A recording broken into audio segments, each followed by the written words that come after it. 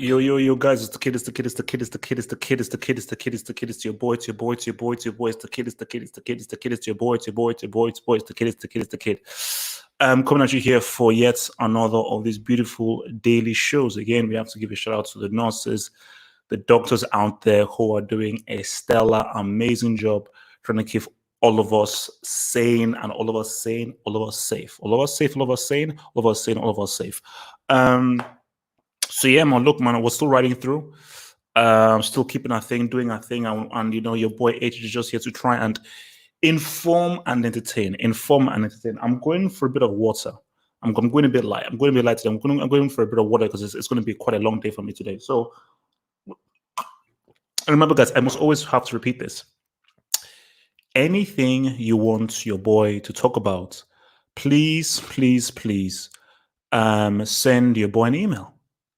Send your boy an email. Just email me at myhalfapot@gmail.com. The email is in the description link below. Just email me at myhalfapot@gmail.com for anything you want me to talk about or debate about, any topic you want me to dissect on these daily shows. These daily shows are about you, about what you guys want to hear.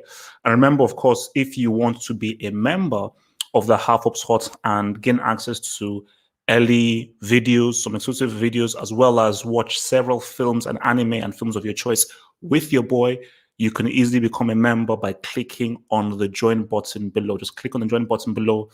It's a set price for each month, and you can support your boy as well as being able to watch several films and so forth with me. I think me and the members, we watched, what did we watch? We watched Broly, Dragon Ball Z Broly earlier this week. Of course, Matrix was the cinema club that everyone could watch. But I think we may be watching maybe either King of Comedy or Volume 1 Kill Bill, either tomorrow or Sunday, but probably on Sunday. The members will be watching because I think Mo suggested that he wanted to watch Kill Bill. But yeah, you know, so that's what it is. So these are the options for you. But with that being said, and there'll probably be like a video at the end just to explain how to become a member and so forth. But it is about school. This is about school. I did a video on this, but I thought, let me do a live show on it. I hated school. I have no happy memories of school. School for me, I don't think it was that helpful. And what I'm doing right now, I don't really know how school sort of helped me for what I'm doing right now, you know, because what I'm doing right now as tools that I just sort of learned, you know.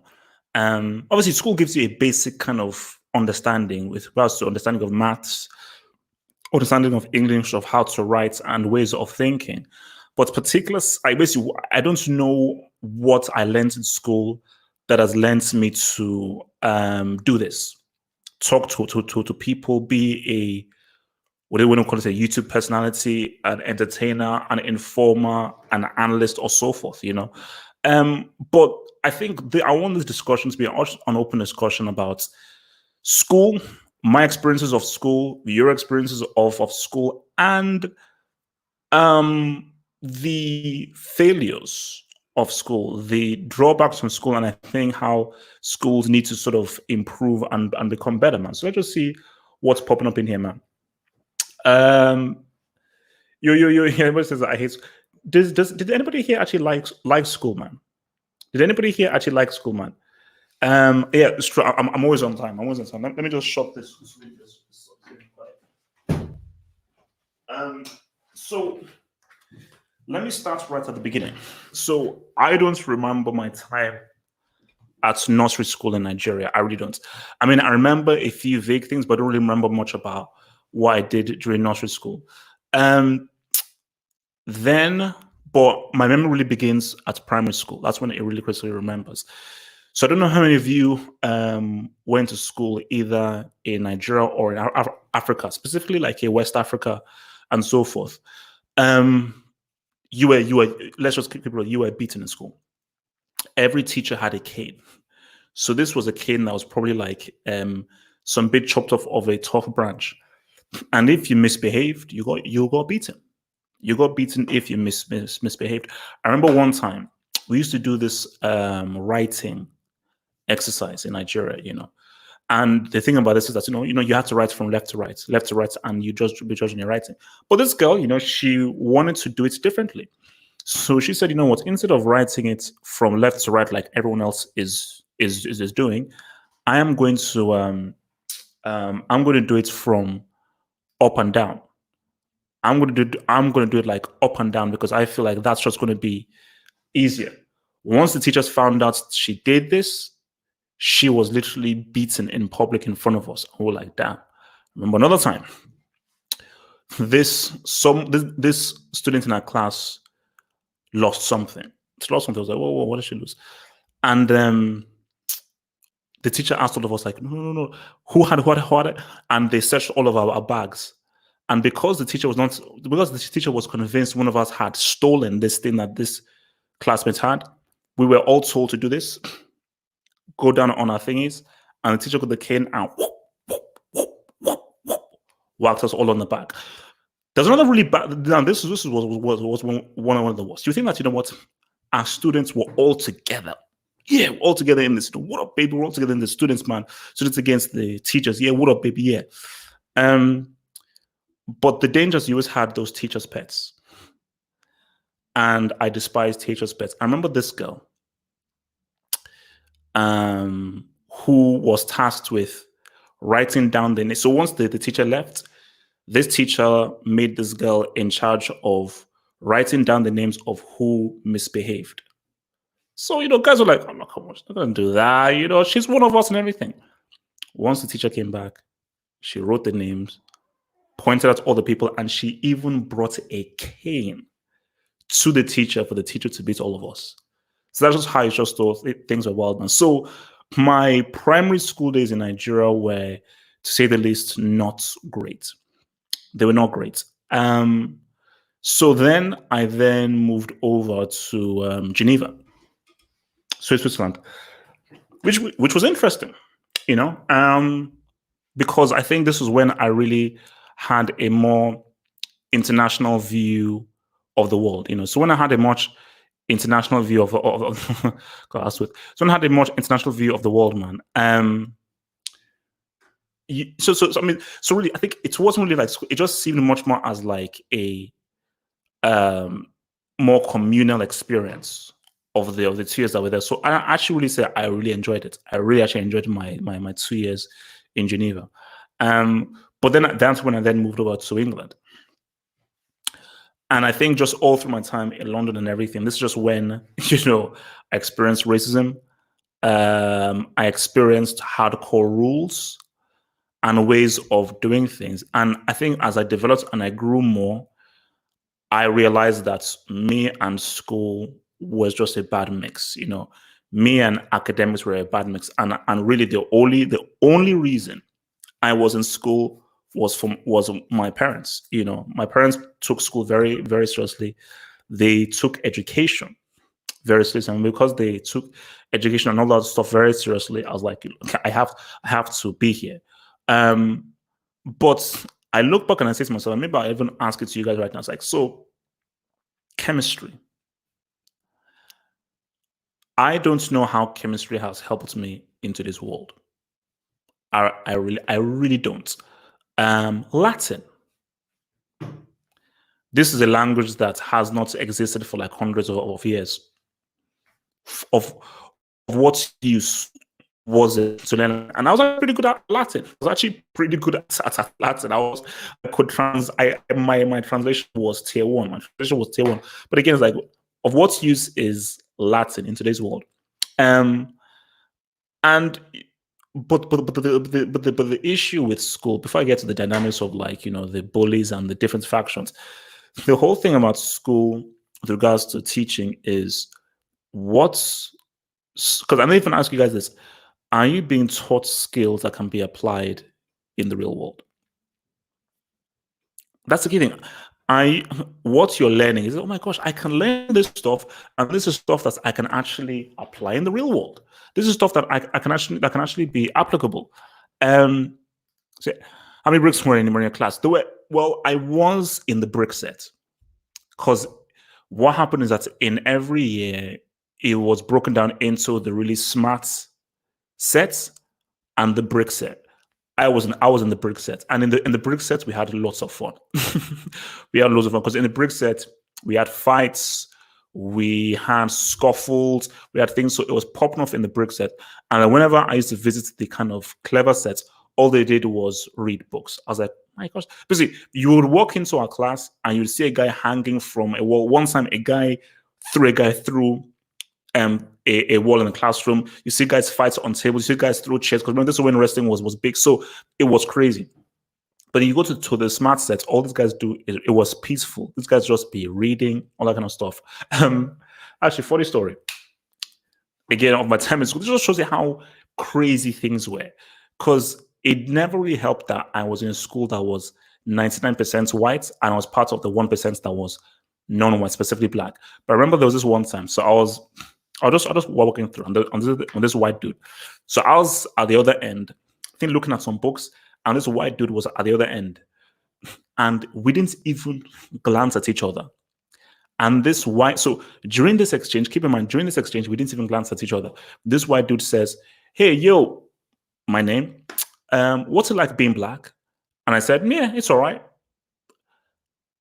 And we just moved on. I said, what a interesting question to ask. Like, because even to afterward, I still remember that. So because asked me like, hey, what's it like being black? And I was like, it's all right. I didn't even know how to answer. I was like, yeah, it's all right. It's cool. You have your good days, you have your bad days. It's cool. But yeah, but back to the whole thing with lessons and everything is the biggest mistake of school, and what guys don't understand about school is you don't learn to understand. You learn to pass exams. And everything are all about, did you get 75%? Did you pass or did you fail? Did you get 75%? Did you get 80%? Okay, that's cool. Did you actually understand what you're being taught? And for parents, all parents care about is how many A's did you get, how many B's did you get, and so forth.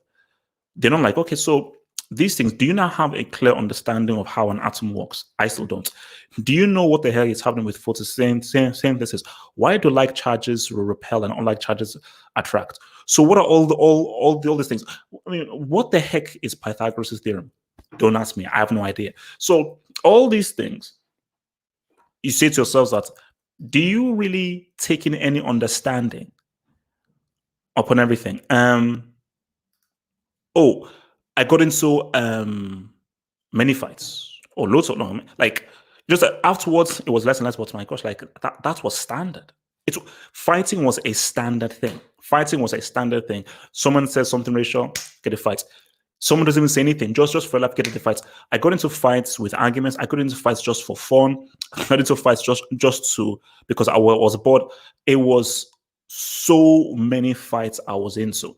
But I think by the time I was 14, 15, so really a lot of my fights were from 12 till 14. So 12, 13, 14, yeah, man, like fight. And afterwards I was like, okay, you know what? Maybe I just need to be a bit more tactful here in how I do things, man. Prefect, oh my gosh. You see, school is very psychological because I want to even get onto uniforms and the psychological aspect of assimilation that is connected to you having to wear a uniform. What does uniform mean? Being the same, stripping away your personality, stripping away your character, stripping away your individuality, so you're part of a monolith. But prefects are very interesting because what prefects are these are teachers saying that these kids are better than you. And you're going to have to accept in society there are people who are better than you. Not because of what they do, what they can achieve. I may be talented than this dude. Heck, I may be even more loved than this dude. Some of the most liked people who were the most respected, most loved, funniest people, they weren't prefects. A lot of the prefects were guys who we hated these dudes. These dudes were like, Like, no, you're being a prick because you would side with the teachers rather than side with us because you want to get brownie points with the teachers. And the teachers specifically pick very particular prefects to maintain control because they want the prefects who I have to believe that you will snitch.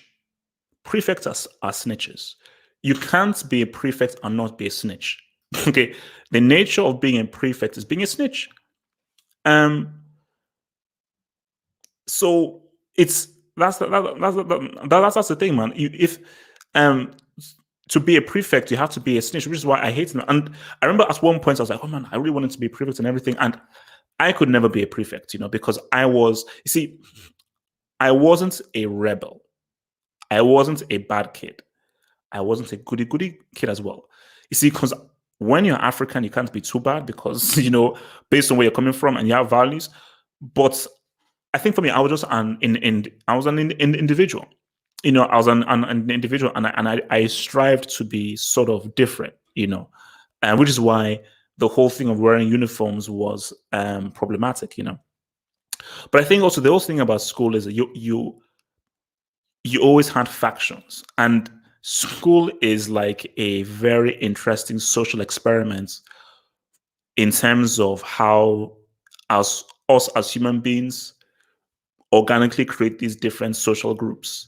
In every school you're in, bar none, pretty much for the rest of time, you will have the cool kids, you will have the kind of geeky, nerdy kids, you'll have the kids who are bullied, you would have the very sporty kids and the very talented kids, and you may have the more musical kids. They will all disperse into these various groups. Now, normally we see that the cool kids and the sporty kids will get into one, like the kind of alternative kids, which is where I was. The more alternative kind of guys who are more into alternative kind of things, and the arts may branch off into their own, but they see those kinds of alternative kids are pretty much cool with every group. They're very much cool with every group. But the kind of kids who are, let's say, bullied, and basically okay, these are the groups. I would say, and maybe you can give me some more. The cool kids, the sporty kids, the academics, the alternative kind of arty kids who are into the comics, films, and so forth. And those kids that are like bullied. Now, the kids that are bullied and the academics can sort of merge. The kind of artsy kids are cool with everyone, but they're just on their own. And the sporty kids and the cool kids go into one. And what you find, this is what you find that's interesting. I don't even know whether I want to say his name, because I'm not going to skip his name, because this was a guy who I've known since I was 12. And he was a skinny dude. What you find, and this is sort of like the playground politics, is the kid who is strongest, strongest, he's in the one that is most respected. He's feared. He's the one that's most respected. There's this guy I knew this guy was skinny. If you blew him, he would fall over. But this guy commanded the most respect. And even the guys who were tougher and stronger than him respected him and followed his lead. So what you find is that the leaders are not the guys who are big and strong and everything. They're the guys that just have a very particular kind of personality, and a personality that people want to gravitate towards. And you will always find the leaders and the followers. It is so crazy how this works.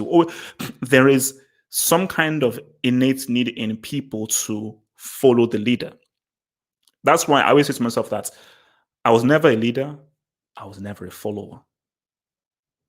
So that's the crazy thing, So like I was never a leader of like, him right now, but I was never a follower. I never sort of like, I want to follow this dude down. I always just did my thing. Man. Let's see what was saying, man. I was a prefect and bunked. How do I mean by you bunked? Bunked as in what? You snitched? How do you snitch? Learning, discipline, organization, and teamwork is essential. Individuality without a base knowledge. No, see, so now this is where just things get interesting about school. For me, I say the key to life is balance. Balance is the key to life. I keep saying to people, this if you don't listen to anything else I say, listen to this. The pendulum must be like this. If the pendulum swings too much this way or this way, you're screwed. You have to have an understanding of teamwork, which I don't. I was horrible at teamwork. I was horrible at working with the groups. I'm still to this day, and I think that is one of my weaknesses. Is that I can't work well with groups, because for me, I'm like, it's either this way or no way. I don't know how to compromise. But in life and everything, it is important to know how to work in a team and understand discipline. But at the same time, it is very important to have individuality. The reason for why society is failing is because society follows too much. And there are not enough people who independently think. I think school swings the pendulum too much in one way, in the sense of not even giving you a chance of trying to discover yourself, but enforcing you to wear a uniform, enforcing you to be part of a monolith, and enforcing you to follow rules and be part of this base system. Whereas it should be a case of like, understand the need to follow rules, be part of a system, and to be on time, and to be an individual. One thing I'll say about school that I think is an important thing that I use today for what I do today is timekeeping. Timekeeping. I was one of those guys that used to oversleep. Because obviously 8 a.m. was, I think it was more like 10 past 8 was when we had to get to class. And I would be like 5 to 8, I'm like, and my teacher would boss and say, "Hey, bro, get up now. It's 5 minutes. Like, get your ass up, you piece of that up." And I'm like, oh, damn it. So, and for me, like, I'm not a morning guy. I've always found it hard getting up in the morning. But just in these live shows that I do and everything, in terms of like, okay, guys, there's a show at timekeeping is. So I think that thing of timekeeping, of like routine, timetable. At 8 a.m. is this, 9 a.m. is this. Don't be late. Don't be late. I think it's something that I took for granted, because like, well, who cares if you're 1 or 2 minutes late? Yeah, blah, blah, blah. You have to be on time. But now in my old age, I'm like, yes, that is a very important lesson to learn in school, which is about timekeeping. So it's about timekeeping. Should I say?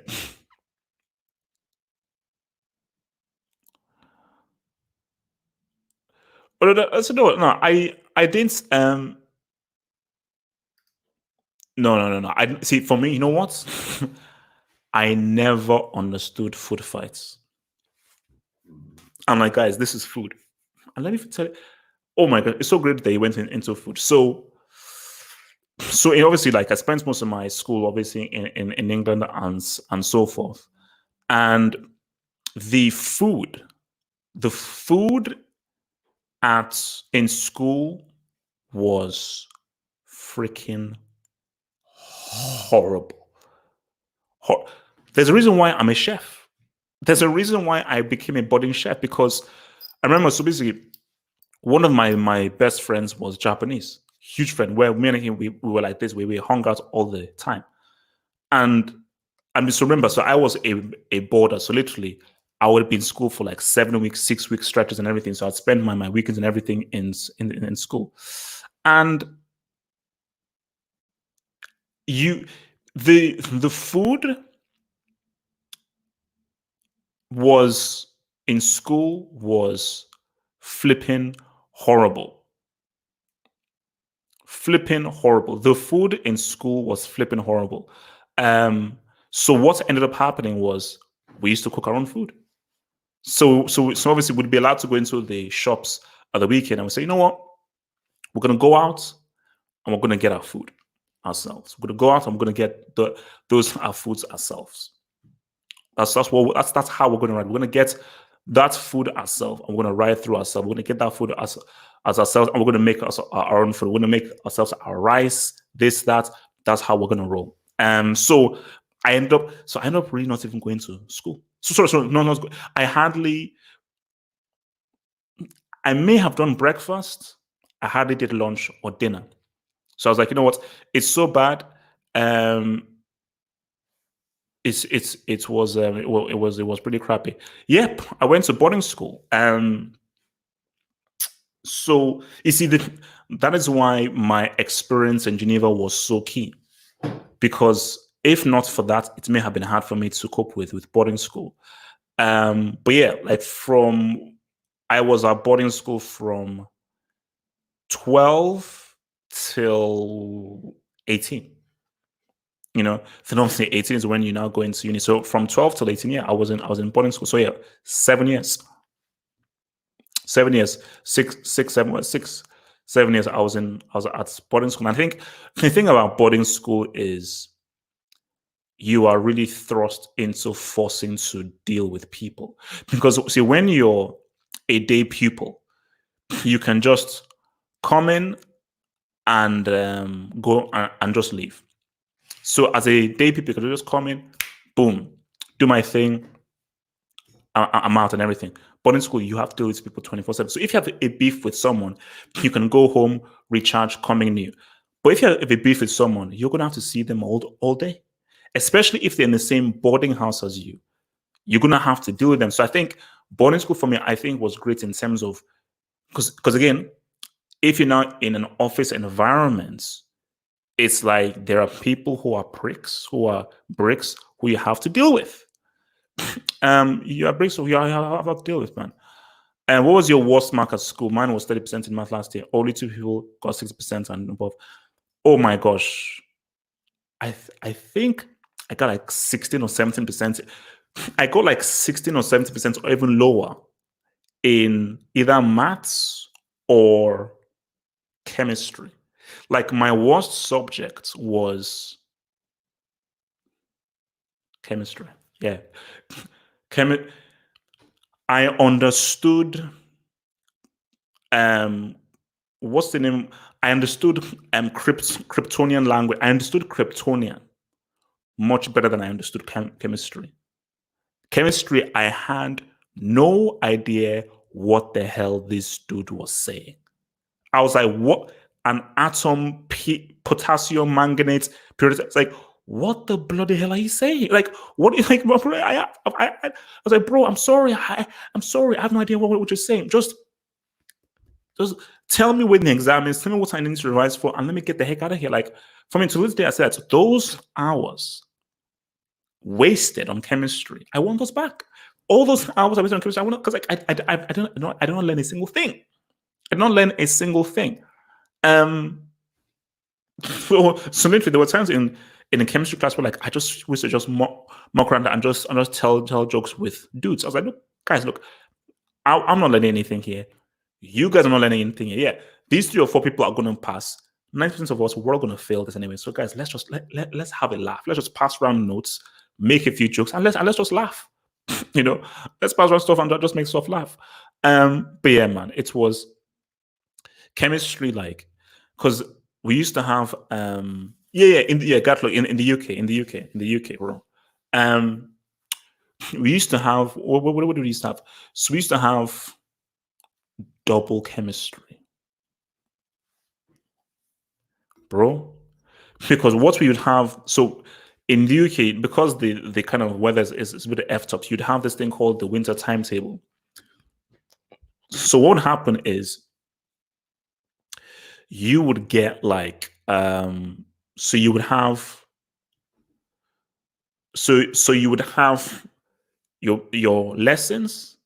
So let's say you had like 8 lessons. Just for, I can't remember how many. Let's say you had eight lessons.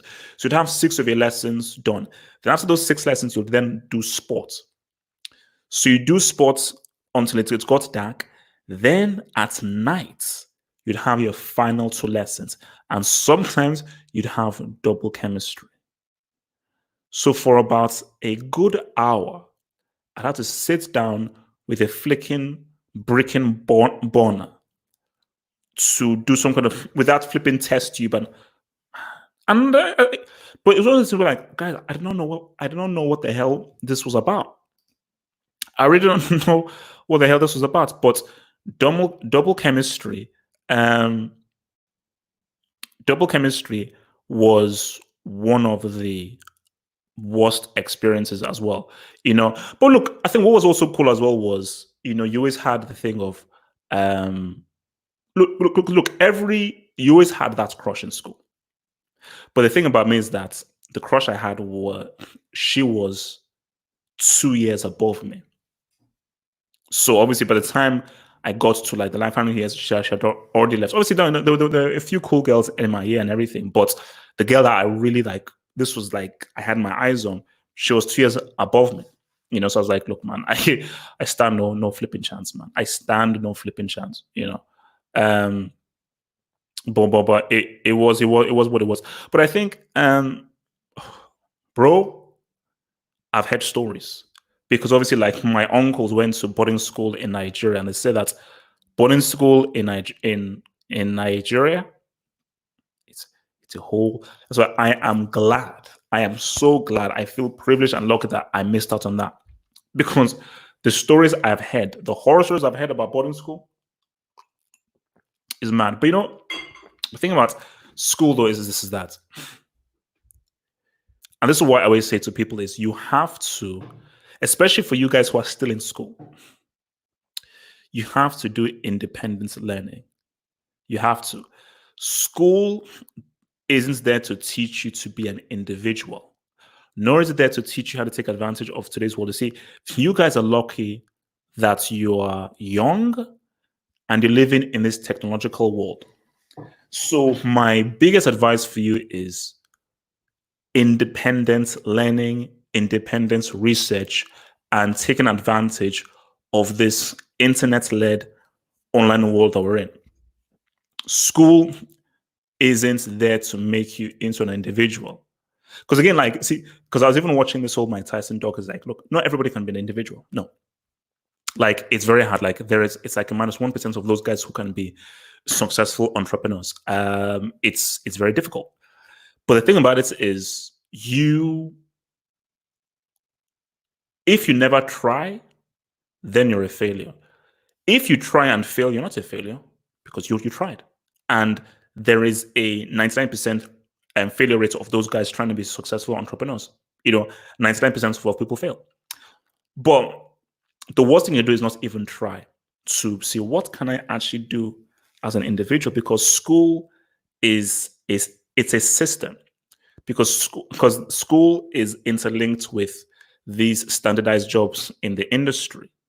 And all there is, you're not learning to understand, you're learning to pass exams. And when guys are interviewing you and everything, they're looking at how many A's did you get? Did you get a first class? Did you get a 2? Did you get a 2-2? Did you get a bachelor's degree? Boom, here you go. But that degree doesn't equate intelligence. You getting straight A's at A level, SATs, GCSEs doesn't mean you're intelligent. You might be intelligent, but it means that you have a really good memory. Intelligence is about application. Intelligence is about adaptation and being able to think on your feet. And the greatest intelligence to have is life intelligence. Because life is a puzzle.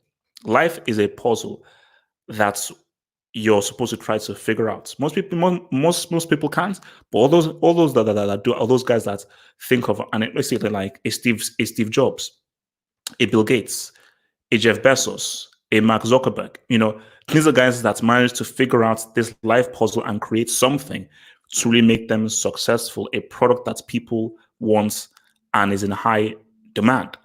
But that is why, like, let's say school, there are certain things that school can teach you, which is actually about time key. The only thing from school that you can really get that I think is helpful is, I think maths is helpful. I was a mathematical break. Actually, I was an academic break, but maths is helpful. A basic understanding of maths. You don't need to know advanced maths. You don't need to know quantum physics, but a basic understanding of maths is good. Understanding basic addition, subtraction, multiplication, percentages.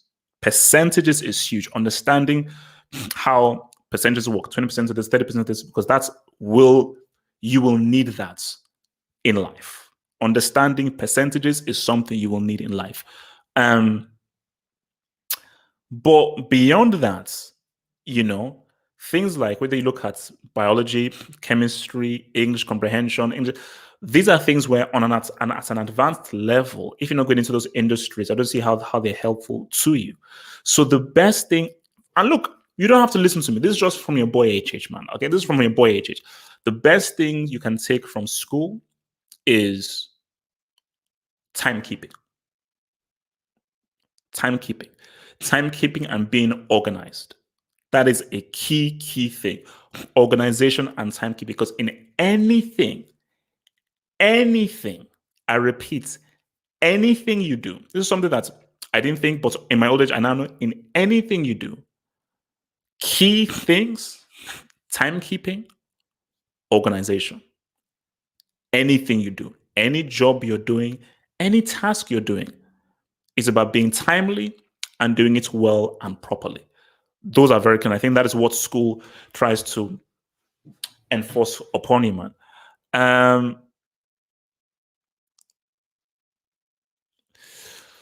So did you ever got your ass handed to you by your teacher? Oh no,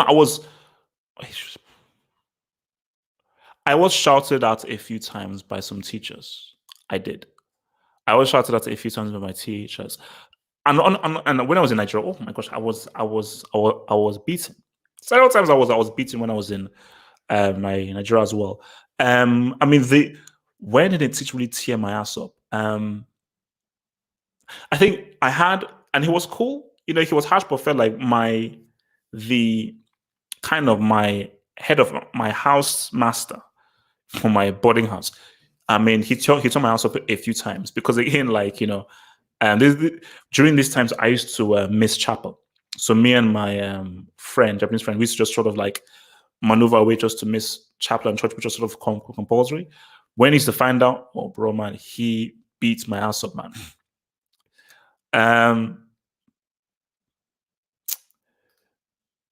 Yeah, man. Maths was my worst subject. No, maths used to be my worst subject for a while. Then when we really got into science, it became chemistry. So in terms of worst to best, chemistry, maths, physics, biology, and then English. Like English was my best subject. So like I was in the top set for English. You know, English was my best subject because like I think I was pretty good at writing. Pretty good at writing, pretty good to use at using English language and everything. So yeah, so that was my thing. But chemistry wasn't my thing. And it's just one of those things. I think it's like left side and right side of your brain. I just didn't understand how maths worked. I didn't understand how science works. I was like, bro, I'm trying. I don't understand, you know. So like once maths got advanced and it started seeing like, you know, angles on the square root of this, and I was like, all right, I'm out. Just add, subtract, multiply, maybe a few percentages, maybe a few algebra, maybe for first, outer, inner, last. I'm cool. Anything beyond that, nah, man, I'm cool, man.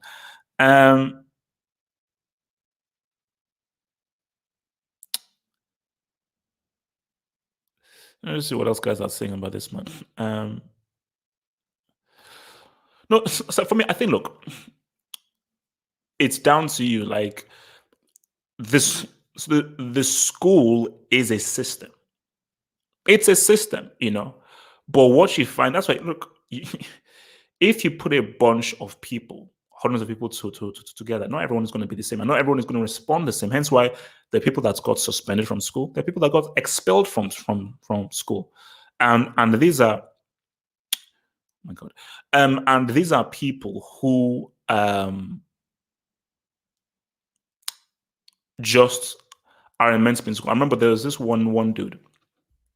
I think I remember the 300 amazing drummer. This guy was a superb drummer. Wasn't very good at academics. And I said to myself that, you know what? And I think he did leave at 6. I think he left school at 6:16, I believe. I think he did. I said, look, man, do your GCSEs, bro. Bro, school isn't made for you. Just get basic stuff, basic understanding, and just, you know, educate yourself outside of school. But you're such an amazing drummer that dedicates your time and effort into being the best possible drummer, and you will find a band. And you will find a band, and you will probably be doing all right. And there's just some guys who have a talent. And when these guys have a talent, you're like, enhance your talents, educate yourself outside of school, because you don't need school, and that's the key thing. You, especially today, you see, before the internet, okay, you have to now get these books and everything, but especially today, you don't need school to educate yourself. You simply don't. Um. Oh yeah, you have this same orange vacuum, bro. Guys, that vacuum cleaner is absolutely the bomb, man. Um. This is good. Is school important if you're unsure what you want to do in your life in the future?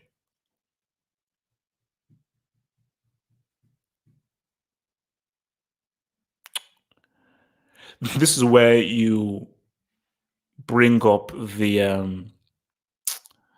um, careers, because if you're unsure of what you want to do in life, school isn't going to help you. School is just going to force you into a job that you probably don't like. And one of my biggest beefs in school, I don't know whether it's changed. One of my biggest beefs in school was, where are the careers day? Oh God. Oh, I want to get there. I want to definitely get there. Where's that one? I want to get there. Um, so I said, yeah. So I said, so if you show what you want to do in, so I think what is important though is careers. You need careers lessons, because the whole point of career or careers lessons is these are the different kinds of jobs. These are what are required of these different kinds of jobs. And here, look, I'm a carpenter, I'm a plumber, I'm an electrician, I'm a bricklayer, I'm a roof layer, I'm a software engineer. Let me come in and tell you what I do in my job, what is required of my job. That is vital. Forget all this whole maths, chemistry, and everything. These are paying jobs. Paying jobs. So let a software engineer, let an electrician come in and for 30 minutes speak to people about what it is like being an electrician. Let me show you some things about being an electrician. Let me show you how to fix a few things. And for a 15-year, 16-year-old, I'm like, oh, wow, this is actually pretty cool. I'm actually trained to be an electrician. Oh, this is pretty cool. I'm trained to be a software engineer. Okay, you've got all A's in maths, chemistry, biology. How does that help you become a software engineer? How does that help you become an electrician? These are actual jobs that are paying jobs that can actually give you a living. So I still believe that there is a detachment of the real world and school.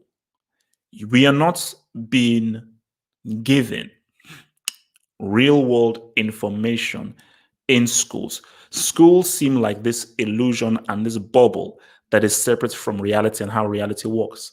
I'm sorry, nowhere in school we taught vocational skills like being an electrician, being a software engineer, being a painter, being a builder, being an architect. These things were not taught to us. All we have are just these standardized subjects. How is religious studies going to give me a job? How? You know? So it's funny you say this, because I remember my geography teacher. I'm gonna rather, I think his name is Peter Brown. You know, Peter Brown, piece of crap. Yeah, he used to make racist jokes to me and my black friend. He used to basically like rubber lips, rubber lips, and just make fun of how he used to talk. Like, so he would fully make racial jokes to two 12-year-olds. Yeah, we're like 12, 13 years old, and he would make full-on racial jokes towards us. I'm like, and it's still stuff that affects me today, because I'm like, because what can you say? You're like, this is a grown man who is 30, 40 years your senior, just making racial jokes towards you. See, a guy your age makes that, oh, we're getting in a fight. It's like, boom, we're fighting. But an older dude, you're like, remember, you've just come from Nigeria as well. So you're like, whoa, what the hell? But how many times? Many times where the way the teachers are who I knew these guys were racist. I knew these guys were racist, man. Um, no, see, for me, see that, see this. don't even you want to go deep. Do you know that feeling where you are in a school where there is nobody you can turn to, where almost everyone is in on it? Who do I report him to when this guy is friends and good friends with all the other teachers? And all the other teachers I can tell have probably said the same thing or think the same thing about me and my other fellow people. So once you realize that, you're like, it's then it gets a lot trickier. Then it gets a lot trickier, because see, that's how I knew. So actually, see, whenever people say like, oh man, stop playing the race card, stop talking about race, and why is everything about race? Your experiences form who you are. I didn't ask for this experience I had in school. They found who I was. Before I came to public school in England, I thought England was like heaven. This is the civilized place where guys are smart, everything is cool, things are great and everything. Lo and to find out, guys in England were actually a lot more dumber than guys in Nigeria, where our lessons and our subjects were actually more advanced than everything here.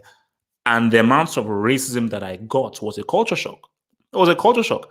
And that has formed my view on racism through because of the amount of racism that I experienced from 12 till 18.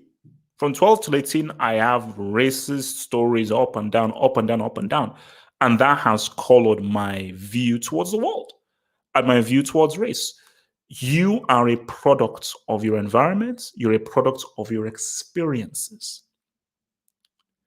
You are not greater than your experience. You're a product of your experiences. And your school experience, whether you like it or not, will form who you are for the rest of your life. It will be a basis. Now, it may be a large part of you or a small part of you, but your school experience will form a critical part of your thinking and how you approach life. 100% is like those kids who got bullied in school. Even if you see them with a Ferrari, huge house, loads of money, deep down, subliminally, they are still feeling those effects of being bullied. And maybe they even have a chip on their shoulder. So it's that's what for me like, that's what for me like I have no great memories of school because my memories of school are mixed in with rules, racism, and lessons where I did not have a flipping clue what the hell was happening, So just look, see, every quote unquote good memory of school was born out of, man, this is a bad situation. We are bored. I hate this. We have to think of things to do. So stuff that me and my friends did, it was out of just like a frustration of the situation that we're in. Of like, this sucks. This really sucks. We have to find a way to laugh, man. Say, school is made to make more workers and not owners. We all get taught the same thing. So when we get out of school, what makes us different? School is meant to give you a safety net for non-risk takers. You see, but see, that's it. And that's the thing. And I think even more was even referencing this. Let me have a bit of water. You see, you need the 99%. Without the 99%, society can't work. Society can't work if everyone is an individual. You need those standardized jobs, those standardized workers. Those are essential. But the thing about it is, if we had a few more individuals, society may actually improve. So the issue I have is not that, the school is creating standardized people, which you do need. And I think people do need that safety net because look, let's just keep it real. Not everybody can be an entrepreneur. Not everybody has a talent. Not everybody, not whether they're willing, even wants to take a risk. Most people in life, give me my 9 to 5, give me my paycheck, let me have my wife, my house, my car, my mortgage. Cool. I live life. I retire at 65. I live off my life saving funds and everything, my retirement fund, and cool. And I die. You see, that's always scared me. That always terrified me of you work 9 to 5. Each year you have your 2 week holiday. You retire at 65 and you die. And like, okay, what did you do in this world?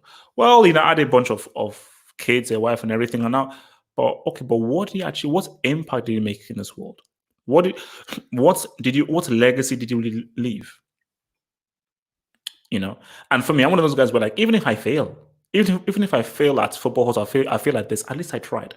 I I always strive to be like, no, let me try this, let me try that, let me try this, let me experiment on this, because again, like, look, I did the 9 to 5, it just didn't work. It wasn't for me, I told my boss that, yeah, I'm sorry, like, you're cool, everything is fine here, but this 9 to 5 isn't for me, because school wasn't for me, because I know school was breeding me to be a 9 to 5, and I was constantly at odds with the theory of school of, like, wait, why do I have to do this? Or why do I have to follow these rules? Why do I have to be like everyone else? Why do I have to wear a uniform? I did something very small where, so obviously we wore suits and everything, but I used to wear a beanie cap. And just that small thing of wearing a beanie cap helps me differentiate from the system. And if people say, wait, how come thingy gets away hats and no one does? And for some reason, I managed to get away with wearing a beanie cap, because it was a beanie cap that had like smiley faces on it. I think my mom gave it to me. And yeah, and that was my thing. I used to wear the beanie cap, and it just helped. And that is what gave me a particular personality, because nobody else wore the beanie cap the way I did and as often as I did. So I wore it to class, I wore it around, and that was just my thing. So, but yeah, but because I was like, no, I need to be myself, being an individual, it just would never have worked. Me being been doing that. So guys, sending questions, man. Sending questions, questions, man. Sending questions, man. Let me get from you, man. Is higher education worth it?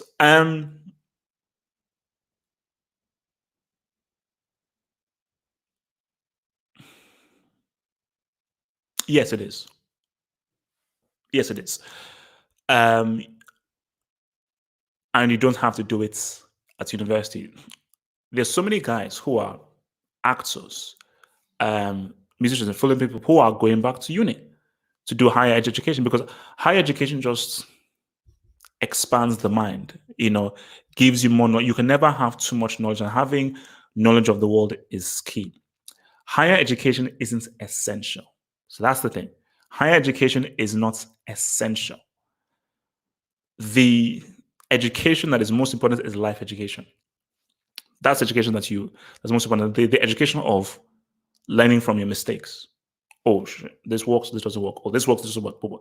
That life education is the key thing. But higher education is just a nice little buff of, like, oh, okay, this is how the Egyptians used to operate. This is how the Romans used to operate. Okay, this is what Hamas used to work. Okay, this is what that was about. Okay, this is this whole theory of evolution. Okay, this is how racism was about. This is how slavery was about. This is how empires used to be formed. This is how societies used to be formed. That kind of stuff is just a great thing of just having this general all-round understanding, and it just enriches the mind. It's not essential. It's not essential, but it is cool, man. Oh,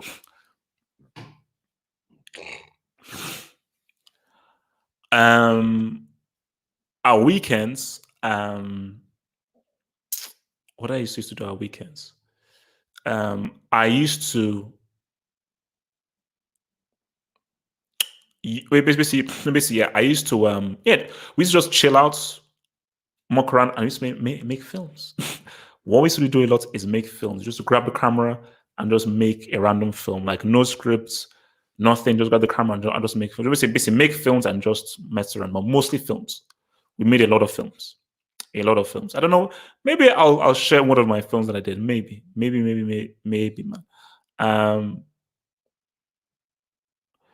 but so what's the other thing? Girl, no, look, it was girls. No, it was interesting. I think girls was definitely an interesting because so we had girls. Um, 17, so last 2 years of high school, so 17, 18, we had girls, and yeah, it was cool, and I think it brought out something very different in us guys. Brought out something very different in us guys. But again, I say to myself that because I was just going through it, so I was going through just psychological stuff. So I say to myself that if I could sort of change things, I wish I could go back to those 2 years with girls and operate it differently, man. I just same thing to me as well. Like I went to uni too early. Like I wish that I maybe had taken a gap year before going to uni. I wish that I took advantage a lot more of all of the opportunities that were around when those chicks were about, man. Um,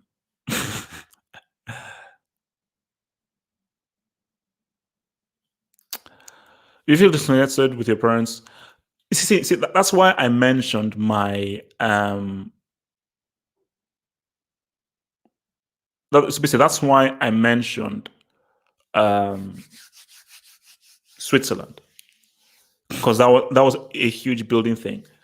Because once I did the Switzerland Geneva thing, 2 years living with guardians without my parents, boarding school was easy. Boarding school was easy. It was not an issue at all. You know, so boarding school was easy peasy.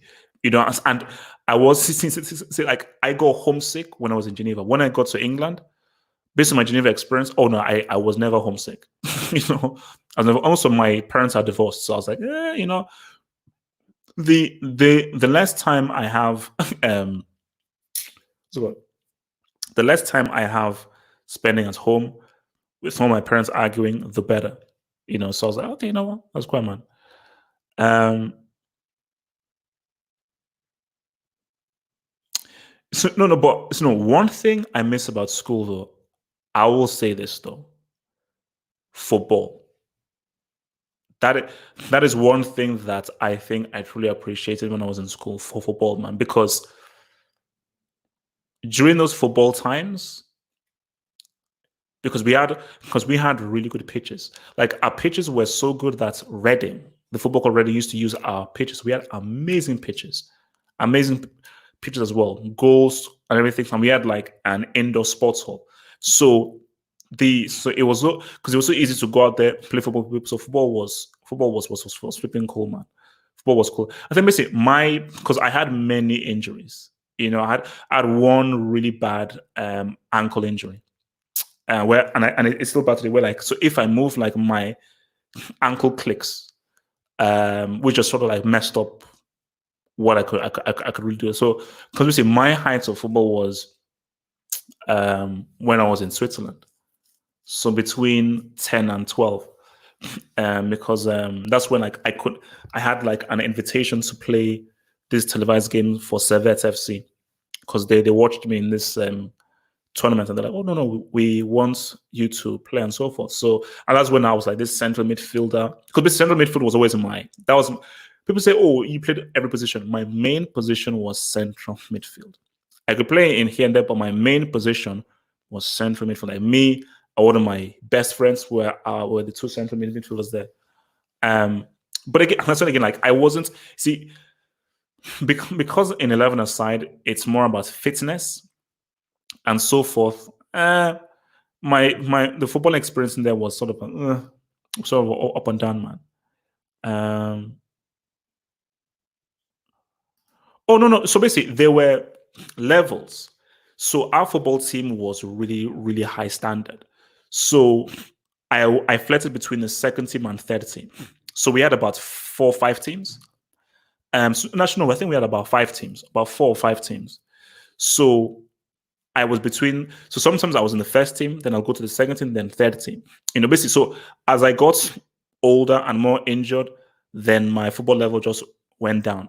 But during my heyday, I was first, second, then third, first, second, and everything, man.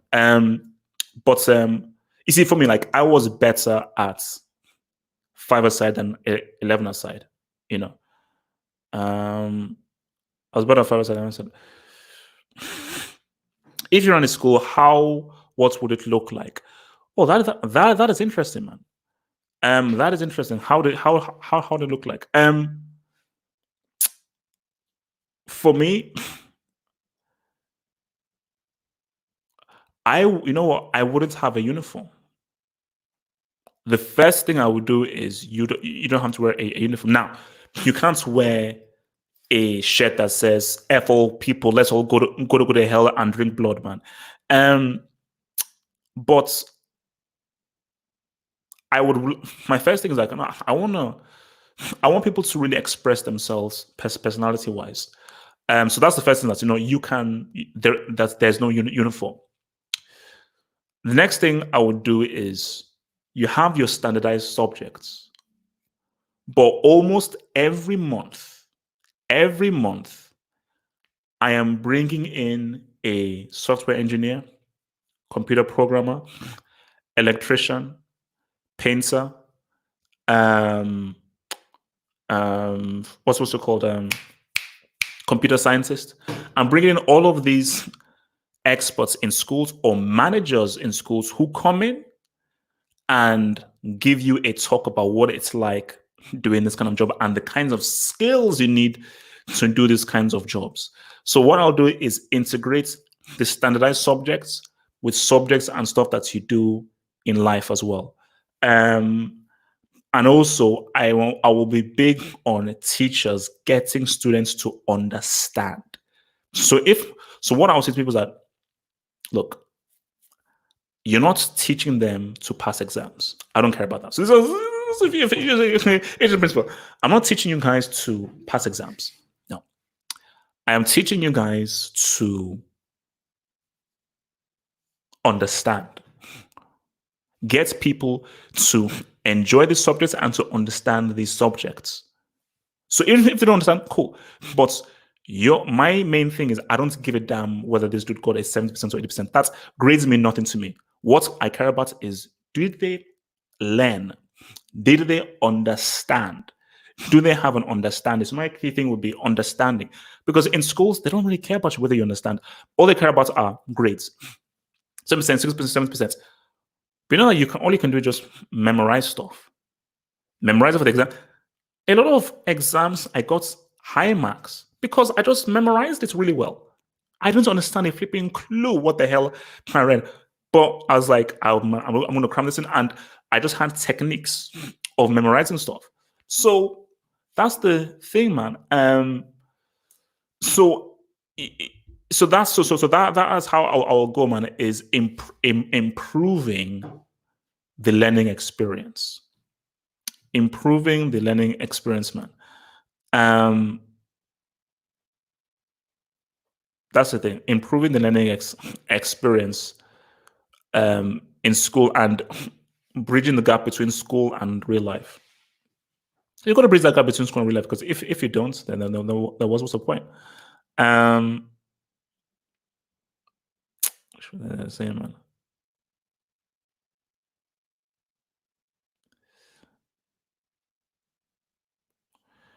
You're pro. Okay, so why are you pro uniform? That's interesting. That's interesting. Why were you pro uniform? Why? So wait, why? Because again, for me, I psychologically, I think having a uniform is a bad idea. I think having a uniform, is anti-humane. I think it is. I think it's anti-humane. I understand the psychology of a uniform, because if we can't work as a team, then for me, you don't need uniforms to work as a team. You don't need that. I think the idea of a uniform suppresses self-expression. And I really don't, because self-expression promotes ideas, and ideas are what push us forward. Without expression, we don't have ideas, and we don't have the the hunger to push forward ideas. That's um, with the whole thing of self-expression. Um, so I don't know why I say you're pro uniform, man. You see, yeah, now this is that's why a dress code. That's what I say. A dress code is cool. Like having a dress code, like here's what you have in office. Where like be neat, don't be untidy. For me, that's great. Be neat, be neat. Whatever you say, whatever you wear, whatever you're from, whether it's black, whether it's blue, whether it's pink, and whatever you want, but be neat. Be neat.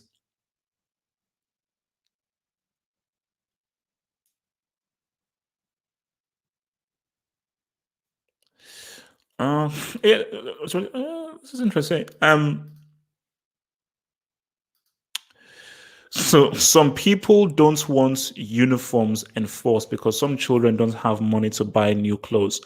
Um, but isn't that a case of people would want uniforms enforced so they don't have to keep buying new clothes? Which okay, which is fair, which is fair. You know, if some people cannot buy new clothes, then yeah, like maybe a uniform is the way to go, man. Because again, that's the other thing as well in my school, like the whole thing of bullying, man. Um, bullying is another thing that's a bit wild, man. Because as I said again, like man, I mean, I I cannot ever understand anybody that forgives bullies. You know, because again, like even maybe I'll ask you guys this now. So if because for me, I was never bullied. I had a few run-ins with people who were like, yeah, nah, but there was never a guy where okay, this guy is coming in to bully me and everything. So I never really had that. But for people who let's say they got bullied, if you met that bully now, so years later, would you forgive him or break bread with him? Like for me, it's like people that sort of like racially abusing me in school and everything. When this was 10 years ago, hundreds of many years ago, if I saw them right now, I wouldn't forgive them. I'm like, no, no, no, no. I don't care how old you are. No, no, no. Sorry, you're a prick. I'm not going to be cool with you now because oh well, that was when I was young and everything. Blah blah blah blah. No, you took my saying. You took you took my saying because I never forget. I never forget. I never forget.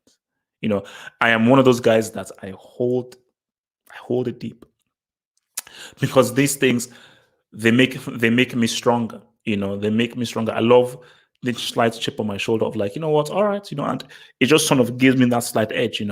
Um, and forgiveness is definitely a big thing because women are like, oh, I'll then forget, but I can forgive. Some things you can't forgive though.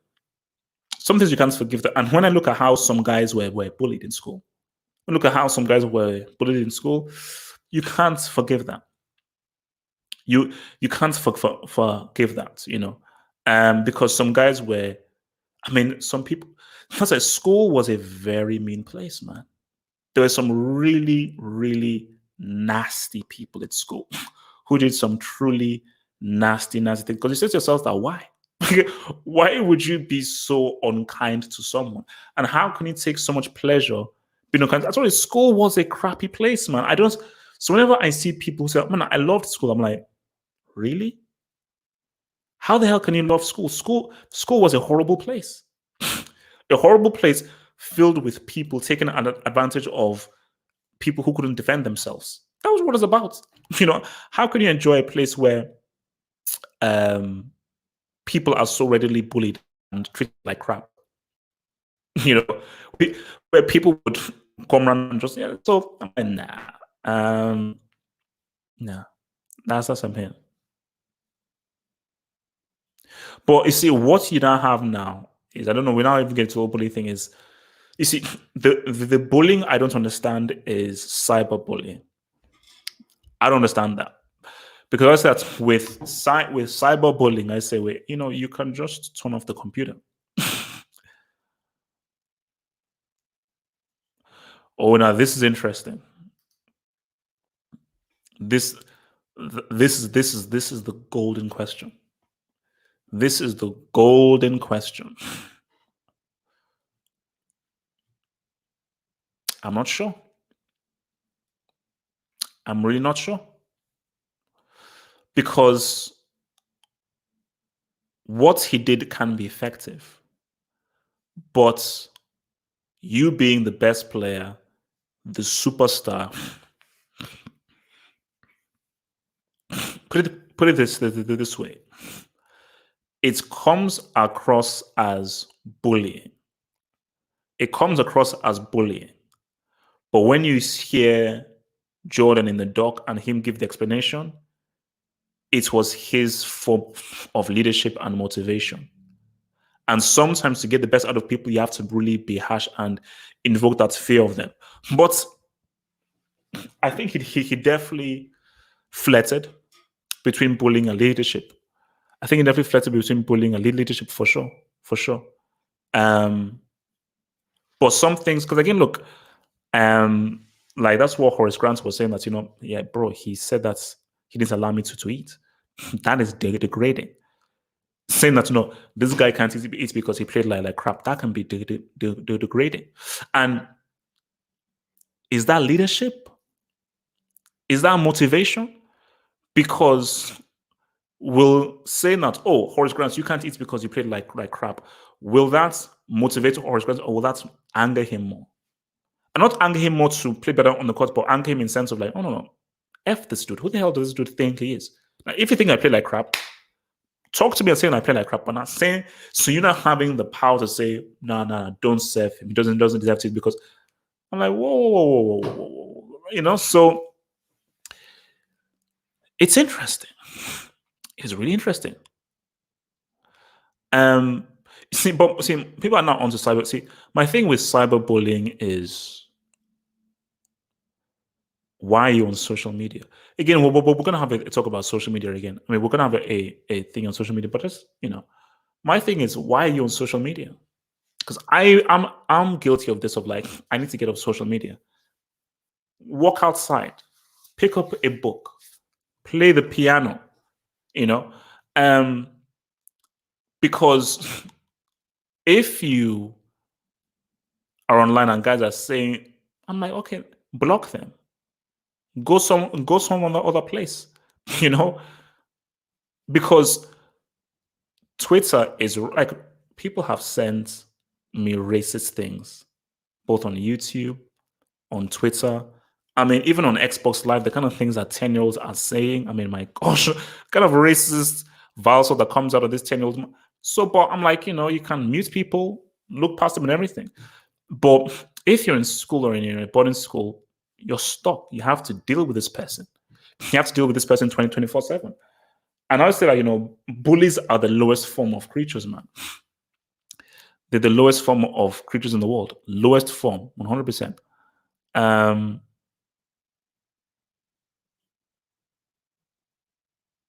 We don't have a piano. Well, I can play a piano though. I can play piano. Oh, we could watch that, because I think Whiplash is on Netflix, I think. So that could be the movie we could watch on Sunday, because I was thinking we either watch Whiplash or King of Comedy, which I don't think you guys have seen. I don't think you guys have seen King of Comedy. So we could watch, because Whiplash is crazy. And it's one situation where Whiplash is, that bullying. Or for me, Whiplash is bullying. I mean, J.K. Simmons, incredible performance. What a performance. Because I knew J.K. Simmons not from Spider-Man, I knew J.K. Simmons from the TV series Oz. J.K. Simmons was outstanding in that. He was so good. He was just so good in that film. But bro, he was bullying that dude. He was bullying the crap out of that dude. I can't remember the name. He was now film Hands of Stone.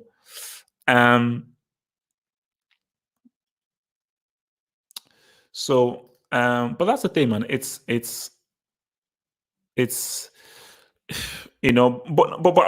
I just think, like, that is why it was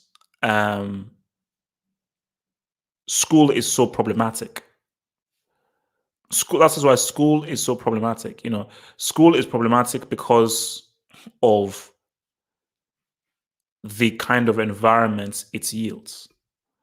Um, and that's why a lot of people, like, they don't have lasting effects. But as people have said, people have committed suicide over bullying in school. People are, and you say to yourself that, how do you stop bullying? And do you want me to be real with you? Do you want me to be real with you? Sometimes bullying can help build character. That's like the crazy undercurrent move, that sometimes bullying can actually help build your character. Which sounds crazy because, like, what? Bullying can sometimes help you build your character, man. But yeah, I told you, yeah, I told you, I don't read my Twitter timeline anymore. All I read are my notifications on Twitter now. Like, I don't read my Twitter timeline. Like, I don't do it. So, but yeah, I think basically bullying is something that will always exist, especially in schools. So, should we now have security cameras everywhere? Should there now be security guards all around school watching kids and everything? But my thing about this is that this may sound crazy, but I do feel like if bullying is essential, and those people who can make it out of being bullied are far stronger than those guys who get bullied. Because what happens is that those guys that get bullied, trust me, they are insecure and they have to deal with insecurities. So when you actually meet these guys who bullied people out in the world, they're reffed up. Some of them make it, but some of them are reffed up. But I think for some people who got bullied and so forth, it builds them a lot of character. And that kind of character and that energy, if they channel that into something positive, they then can become successful in life. They can be successful in life. So,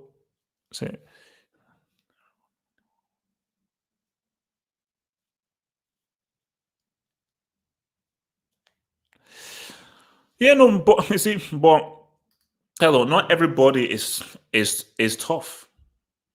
Again, shout out to my boy Asquith. Again, I don't know where that dude is.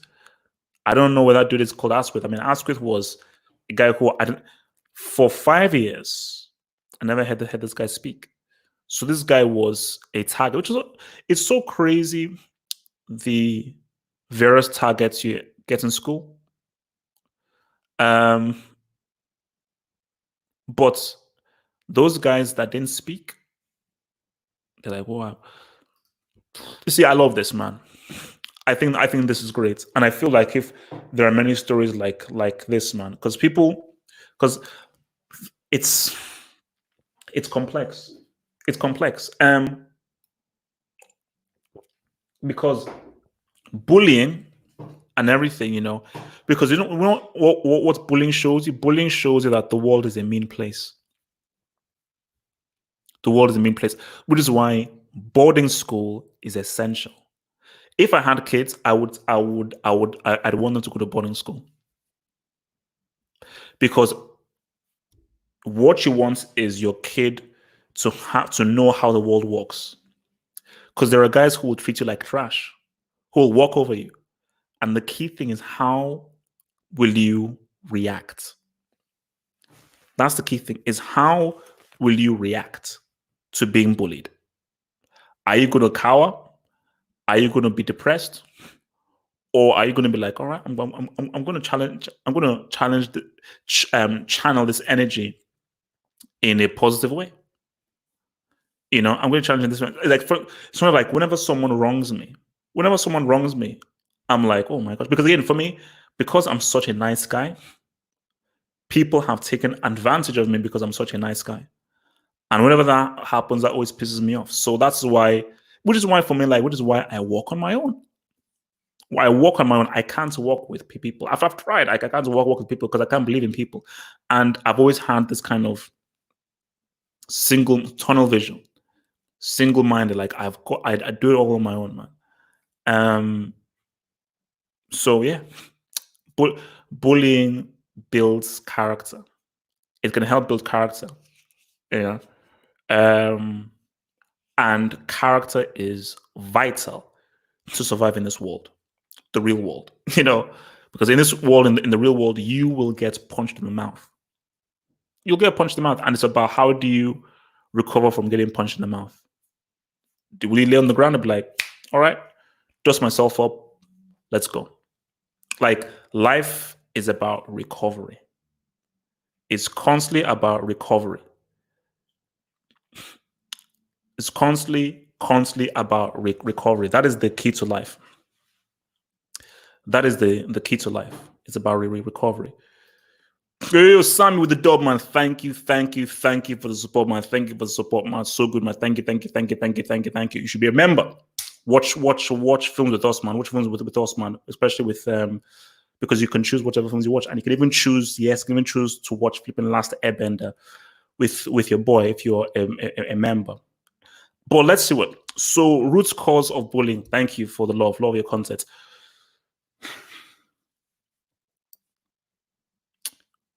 When you're talking about the root cause of bullying, you have to understand humanity.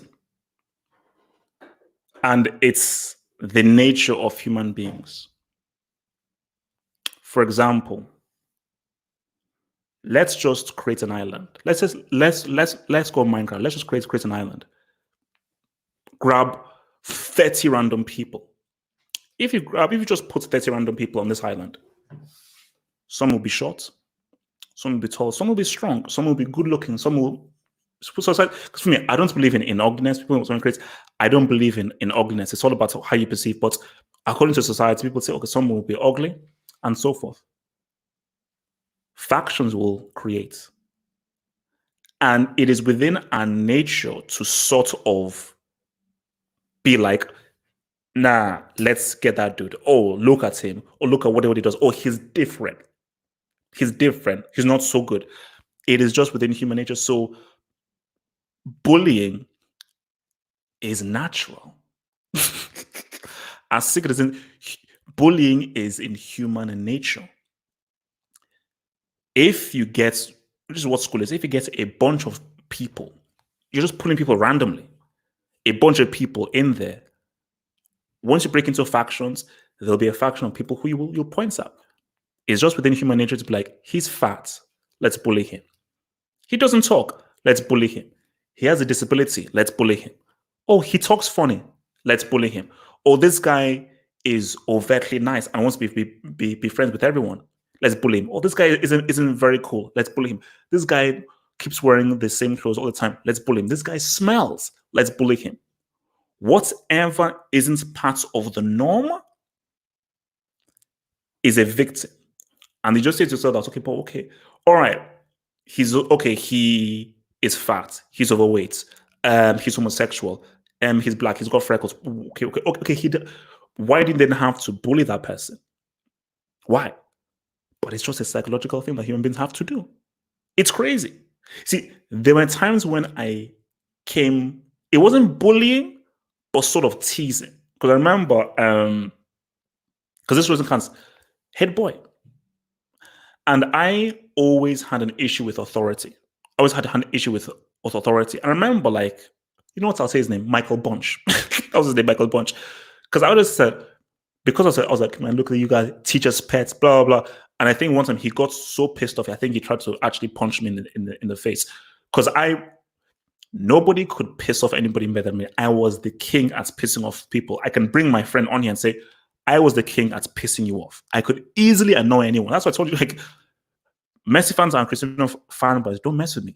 I was the king at annoying people. I can find out what annoys you, and I will get you to a point where you will either fight me or say something racist. The amount of times I pissed people off where they either tried to beat me up or say something racist to me was countless. But so what does that mean that I want just to tease this guy? But for me, I was like, he's the teacher's pet. People love him. Let me go at him because I'm on the outside. I'm on the outsider. So it is the roots of bullying is within human nature to dislike what is different and what isn't part of the what isn't part of the norm. And that's the thing. Bullying is an inferiority complex. People always want to suppress what they deem as threatening to them. Yes and no. Yes and no. It's yes if you see a guy who you know is talented and academic, and you're dumb and you're stupid, like, oh, you got 99% of that math. Oh, look, you're a loser. All you do is revise. Boom. That's an inferiority complex. But then on the other hand, a dude who is weak, has no friends, and just doesn't get along with people, he's the kind of guy who you're bullying, but you're not bullying because of an inferiority complex. You're just bullying because, oh, this is an easy target. This guy, he has no friends. He's weak. No one likes him. He's weird. Oh my gosh, let's go after this flipping dude. But my thing about it is, it's funny you say this. I remember I used to make it a point to sit with and talk to guys who people didn't talk to. I was all about whatever people are doing, I will do the opposite. Whatever society is deems you should do, now I'm doing the opposite. So I remember I tried talking to Asquith. And I'm not, because remember, I was scared of approaching because I was like, my God, this guy has never spoken. And this guy used to carry all of his books in the bag. And this guy was just used to walk like, and he never spoke. But I just made to myself, no, I want to speak to this dude. But I remember I made it a point to try and speak to dudes. See, for me, it was different for me. See, it would have been interesting to see how I would have gone through if I went to school where it was all black. See, because I went to a school that was mostly white, I was seen as, hey, the cool guy, he's black, he's the cool guy and everything. So I could just hide behind me. Yeah, cool. People thought I was Jamaican. Say, hey, yeah, man, yeah, man, yeah, man, yeah. The amount of times people used to say, yeah, man, Jamaica, man. I still don't know where Jamaica is on the map, by the way. But hell, yeah, man, ganja, man, yo, weed, man, yeah, man, yeah, man. And people used to sort of like, whenever they touch my hair, they're like, oops, because my hair was nappy, they would touch my hair. I'm like, oops. The amounts of just racial stuff. But I was seeing, because these are white guys in the countryside who have no experience with black people, it was exciting to be like, say, oh, black guys, so hip man, rap for us, hip hop for you, man, dance for us, all the kind of stuff. And I'm like, okay, yeah, cool, all right, nice one, So for me, I was like, yeah, that's just HH, the thingy black guy there, So, but it just got people a lot more curious because they're like, oh, this guy's black, what's that kind of stuff. But so I definitely made myself to be like, okay, why? Okay, these people that guys are not talking to. All right, I want to talk to these dudes. I want to see what these dudes are about. So, yeah.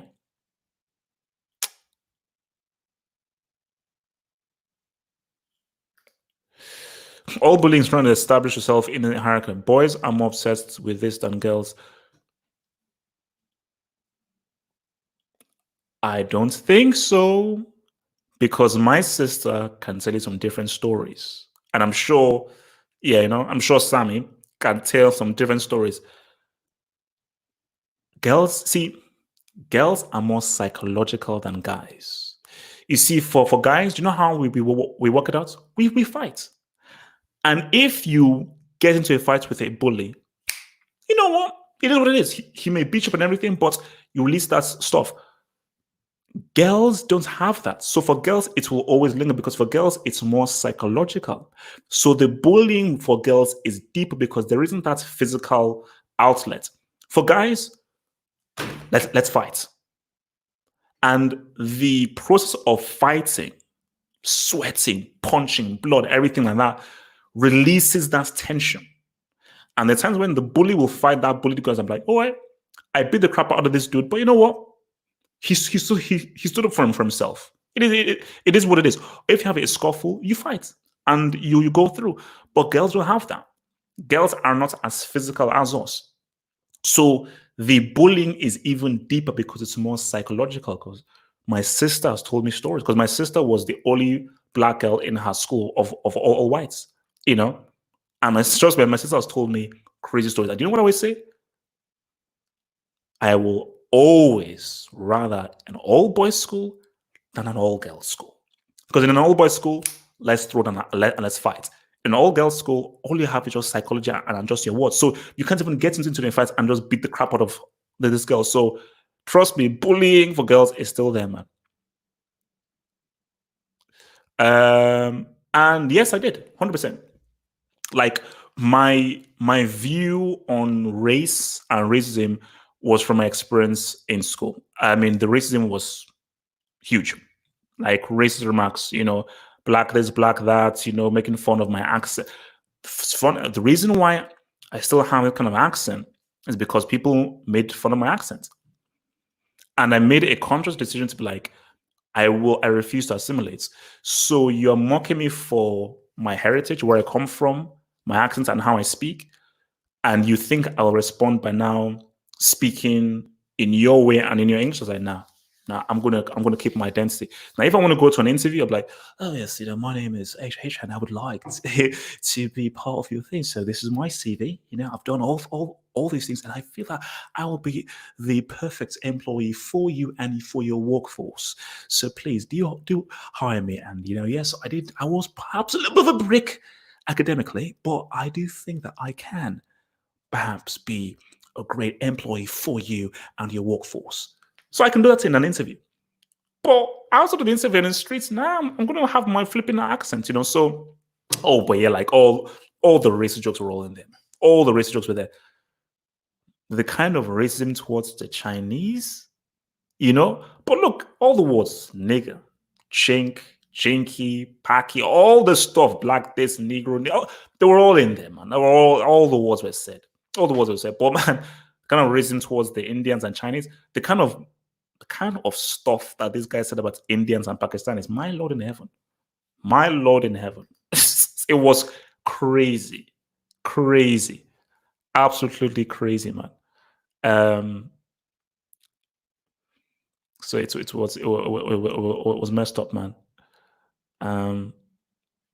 But yeah, no, you need to switch up, man. Yes, no. Of course I do. And of course, girls fight, man, for sure.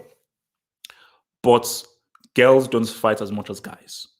That's a fact. Of course, girls can fight. Girls will get into fights. It will take longer for girls to get into a physical situation than guys do. For guys, it can very quickly escalate to something physical. Very quickly, especially for teenagers. As soon as somebody said, oh, fights, because in our mind, we are very physical dudes. So we are very aggressive. Women are more psychological. So actually, this is stuff that my sister would tell me. So my sister, yeah, we'll get into fights, but my sister said, no, it's more psychological stuff that's happening, So, but for guys, it's a physical thing. We are physical dudes. We don't think as deeply as girls do. We're not as psychological as women are. So for us, like, to sort this out, we're not going to say any words, we fight.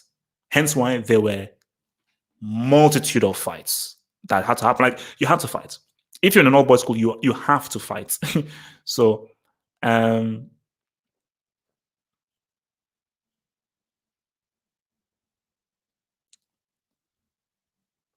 yeah, no, this is bullying topic. It's interesting, man. It's interesting, man. This is bullying topic is interesting.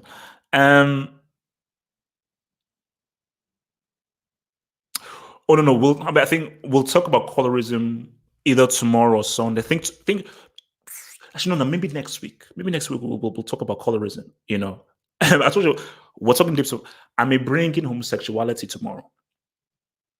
I may bring in a talk about homosexuality tomorrow. So we're going for deep topics, man. Deep topics, man.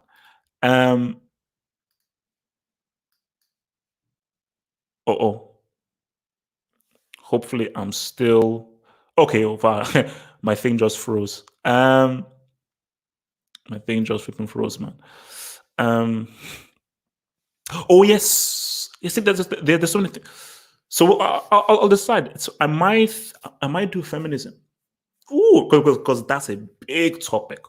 Feminism is a huge topic, man.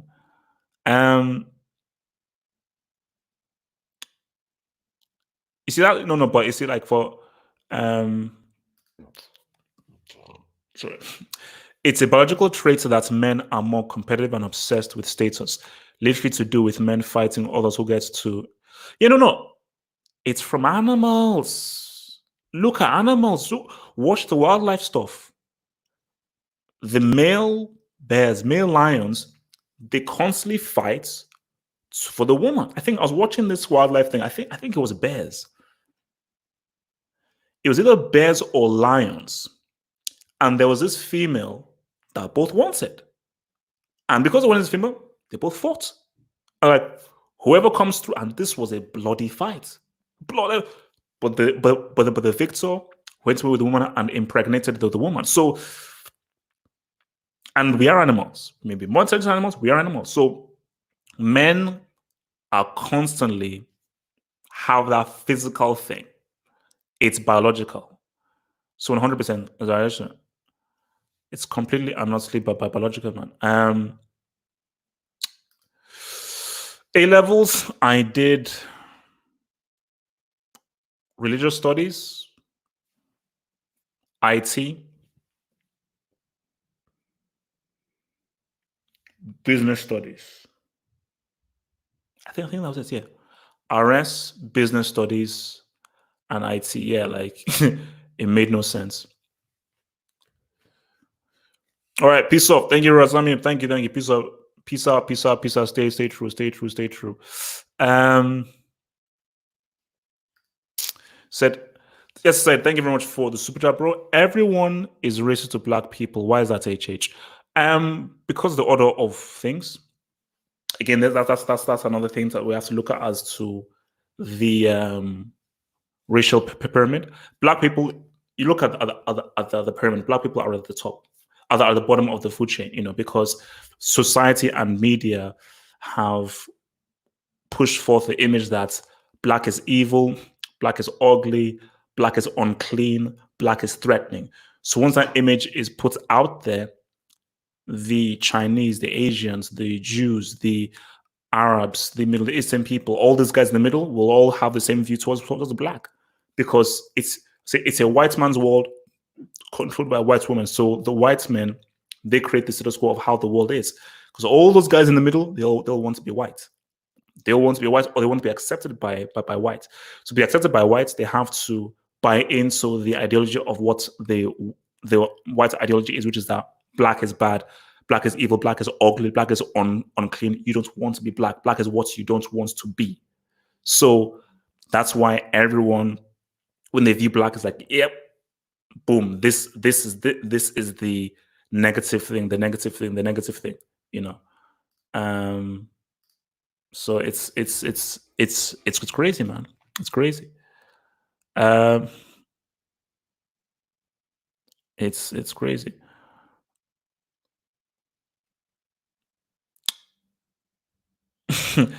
No, Kelechi, we're not doing that, bro. Come on, bro.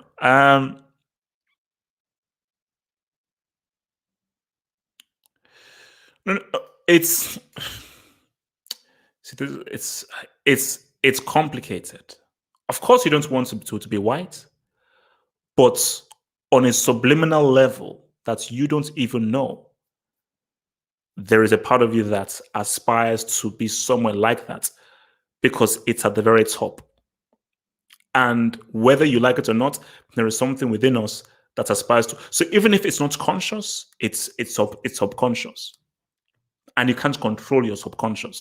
You can always control your conscious, 100%, but you can never control your subconscious. And something in the human being subconscious is to be seen as the best, to be respected, to be loved. That is a subconscious thing through all human beings that you can't control. You can't control the subconscious. You can control the conscious. So that's the thing, man.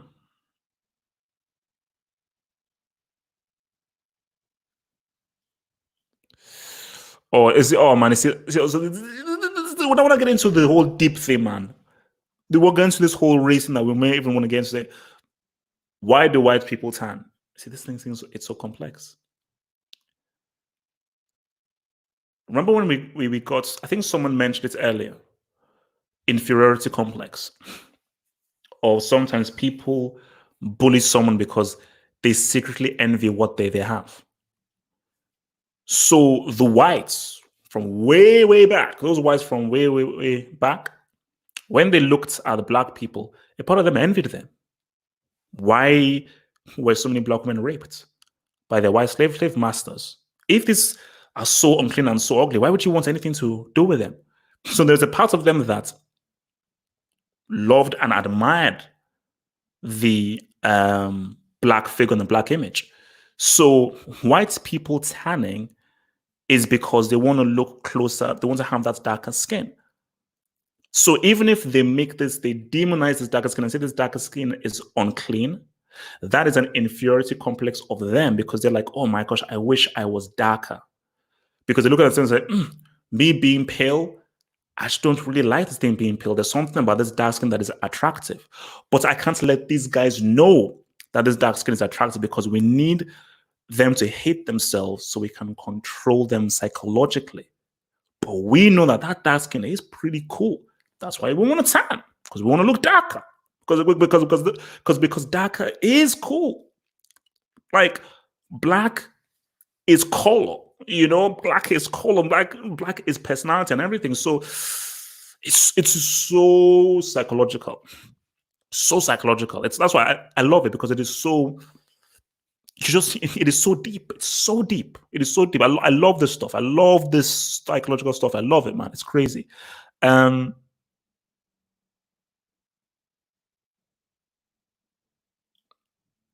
Oh no, but see, but it's changed.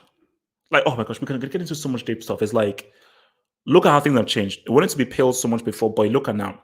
Look at all the Instagram models now. People are more into those guys that are women that are tanned than they're not tanned. Look at the fake asses.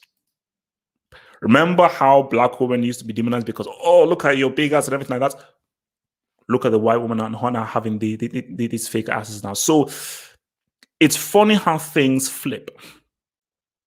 It's funny how things flip. It's funny how things flip. It's funny how things flip. It depends on what Asians you talk about, because it's always funny. I told you, like, oh my gosh, there are so many interesting topics to touch. So many interesting. So we now say, I know I love for everything, but we're getting into the real things right now. It's like, why do we see so many white and Asian couples? Why are Asian women? Remember, this Asian. When I mean Asian, I mean like Japanese, South Korean, Chinese. Why are they so obsessed with white men? And why are white men so obsessed with Asian women? One of my best friends, who is white, he loves Asian women. He loves Asian women. He loves them. And I said, why do you about you white guys? Same thing like how white Asian guys love white women. But it's deep, and it's linked to anime. It's linked to how they create the characters in anime. Why are most characters blonde with blue eyes? Japanese people are not naturally blonde or blue eyes. I've been to Japan. I know I've been with many Japanese people. Not a single Japanese person I've met is naturally blonde or has blue eyes. But why do your anime characters are whites with blonde with blue eyes? Because that's what you want. That is what you see as being of beauty. Because why do we see so many white guys with Asian women? Because Asian women view the white man as that's the thing of beauty. It's not the black dude. It's the white dude. Blonde, blue eyes. That is the epitome of beauty in our Asian society. But why I've always found it crazy that, my gosh, man, I go to Japan, see these beautiful people, absolutely beautiful people that look amazing. They look amazing. But I don't see this beauty reflected in anime. That's why I'm so happy with this new game coming out, Ghosts of Tsushima. I'm like, oh my, because Onimusha was weird, but Ghosts of Tsushima, this is samurai, and these guys, they look Japanese. When I look at most anime, it's like a heightened version of a Caucasian. They don't look Japanese. I know what Japanese guys look like. I was like, Don't just make these guys look like Japanese guys. You know, and then you want to see how they draw the black guys in anime, big lips, big huge muscles. Hey man, yo man, I'm DJ man. Hey yo, I'm DJ. Hey, all right, come on. Who played Final Fantasy VII? Remember Biggs or Briggs in Final Fantasy VII? So, Mr. Popo. Oh, guys, look about that, man. We can get so deep, man. We can get so deep.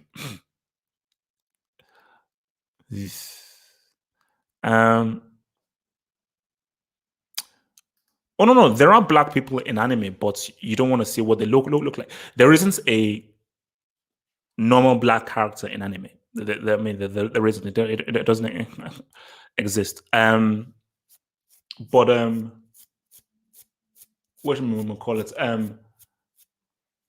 If but that's why I love see, you have to just give it up for Western View, because you can never get a character like an Al Simmons, aka Spawn, in anime now, because I think because Japanese people don't really know black people that well, Japanese people still view black people as just these beasts. They view black people as beasts, 100%.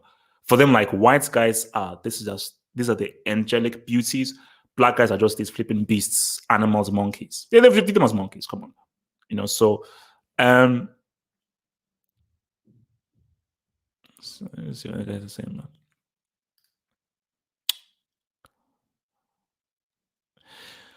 Yeah, I mean, which is what, like, see, I really, because that's why I really love Kurosawa films, because Japan has an amazing culture, an absolutely amazing culture. And I just think it's unfortunate that you've not seen that culture sort of like carry itself all the way through. That's unfortunate, man. Oh yeah, I saw this, but see, for me, was he being racist? Because he's like, because it's like, okay, okay.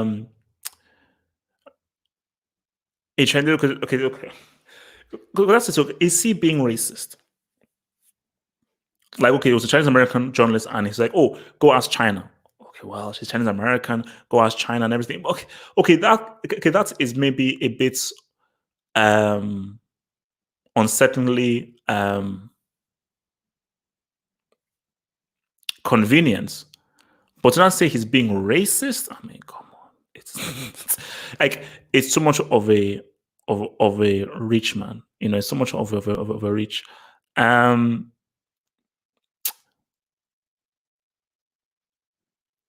So yeah, no, okay. So look, I think I'm gonna pop off, man, because I need to eat. I need to flip and eat. I need to probably head to the shop, man. So guys, look, that's it from me. So remember, guys, okay, what do you want to talk about tomorrow? Let's see. Should we do feminism tomorrow? What should we do? What should we do tomorrow? Because we're going to have to talk about racism, just a full-on racism talk, just a full-on racism stream, or maybe a few streams. Gandhi, look, all I can say about Gandhi is that he was racist. That's all. There's nothing more I can say about Gandhi, that he was racist at a point. So anything he does is like, yeah, whatsoever, man. Ooh, that's interesting. Cartoons with hidden meanings. Yeah. So Brian, remember, so 9 p.m. it's slightly changed. 9 p.m. will pop off. 9 p.m. is the Q&A. 9 p.m. tonight is the Q&A. So the Q&A is at 9 p.m. tonight. 9 p.m. 9 p.m. is the Q&A tonight, man. Oh Lord, Nazism, Jesus. Oh man, there's some great. All right. I think I know. So basically, watch this space. So by tomorrow, or no, by late tonight or tomorrow. Oh no, by late tonight, you will see what topic we'll do, and it will be at the normal time at 7 p.m. So at 7 p.m. tomorrow. But no, this is a great talk. This is a great talk, man. And yeah, I love this kind of open discussions where nothing is no, because I want where nothing is beyond the pale, like nothing is held back, nothing is held back, fully transparent. And what I love is let's have a debate, even if we disagree on everything. I want us to have a discussion, So guys, remember, guys, like the vid, man. Drop a like, man. Doesn't cost you anything. Drop a like if you like the content and everything. Support your boy, and I'll see you guys tomorrow. I love you tomorrow, so don't be afraid. Okay, peace out. I love you guys. Peace. Become a Half Hope Sort member and gain access to exclusive videos and also the chance to watch films, anime, or different videos with your boy HH exclusively. Just click below on the join button to join in and become a Half Hope Sort member to gain access to these perks. Just click on the community icon over here to view the new members only posts just for you.